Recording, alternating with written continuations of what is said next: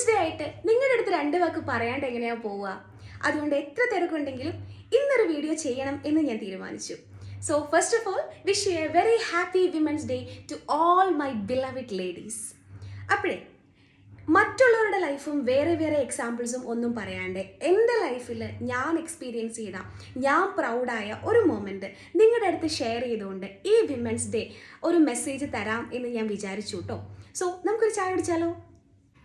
ഇതെന്താ ഇപ്പോൾ ചായയൊക്കെ അങ്ങനെയല്ലേ വിചാരിക്കുക? It's a cheers to myself. കാരണം 2023 എനിക്ക് ഒരു ലോൺ എടുക്കേണ്ടി വന്നു കേട്ടോ. എൻ്റെ പേഴ്സണൽ ആവശ്യങ്ങൾക്ക് വേണ്ടിയിട്ടൊന്നുമല്ല, എൻ്റെ ഫാമിലിക്ക് വേണ്ടിയിട്ട്. അന്ന് അതെങ്ങനെ അടച്ചു തീർക്കും? ബിക്കോസ് എനിക്ക് മാത്രമായിരുന്നു പെർമനൻറ്റ് ഇൻകം ഉണ്ടായിരുന്നത്. എങ്ങനെ അടച്ചു തീർക്കും, അല്ലെങ്കിൽ എന്താകും ആഫ്റ്റർ എഫക്റ്റ്, ഒന്നിനെ പറ്റി ഞാൻ ചിന്തിച്ചില്ല. ഞാൻ അടയ്ക്കും, അങ്ങനെ ഒരു കറേജിൽ ഞാൻ ആ ലോൺ എടുത്തു.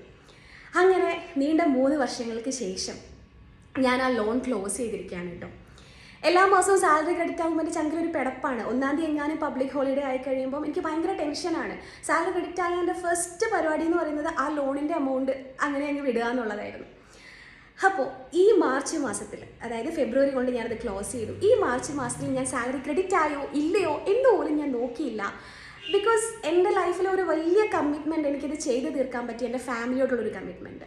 അപ്പോൾ ഒരു മിഡിൽ ക്ലാസ് ഫാമിലിയിൽ ജനിച്ച് വളർന്ന പെൺകുട്ടികൾക്ക്, ഞാനത് അടിവരയിട്ട് പറയും, പെൺകുട്ടികൾക്ക് അവർക്ക് എൻ്റെ ഈ ഒരു സിറ്റുവേഷൻ നല്ല രീതിയിൽ റിലേറ്റ് ചെയ്യാൻ പറ്റും. നമ്മളെ കൊണ്ട് ഒക്കില്ല, അല്ലെ വിജയനും ഇന്ദിരയ്ക്കും 2 പെണ്ണാണല്ലോ എന്ന് പറഞ്ഞ് ഡിസ്ക്രിമിനേഷനൊന്നും ഞാൻ അനുഭവിച്ചിട്ടൊന്നുമില്ല. എൻ്റെ അച്ഛനും അമ്മയും എപ്പോഴും പെണ്ണ് ഞങ്ങൾക്ക് പൊന്നാന്ന് പറയായിരുന്നു കേട്ടോ. അതുകൊണ്ട് തന്നെ പക്ഷേ ഇതിങ്ങനെ കേട്ടിട്ടുണ്ട്, ഇങ്ങനെ പരിതപിക്കുന്നത് കേട്ടിട്ടുണ്ട്. അതൊക്കെ കേട്ടിട്ട് അതിൻ്റെ ഒക്കെ ഇടയിൽ എൻ്റെ അച്ഛനെയും അമ്മയും പ്രൗഡാക്കി വെക്കാൻ എനിക്ക് പറ്റിയിട്ടുണ്ടെങ്കിൽ, ഓഫ് കോഴ്സ് അവരുടെ സപ്പോർട്ട് വളരെ വലുതാണ്. എൻ്റെ ഹസ്ബൻഡിൻ്റെ സപ്പോർട്ട്, ആനന്ദിൻ്റെ സപ്പോർട്ട്, ഏട്ടൻ്റെ സപ്പോർട്ട്, അതൊക്കെ കൊണ്ടാണ് എനിക്കിത് ചെയ്യാൻ പറ്റിയത്.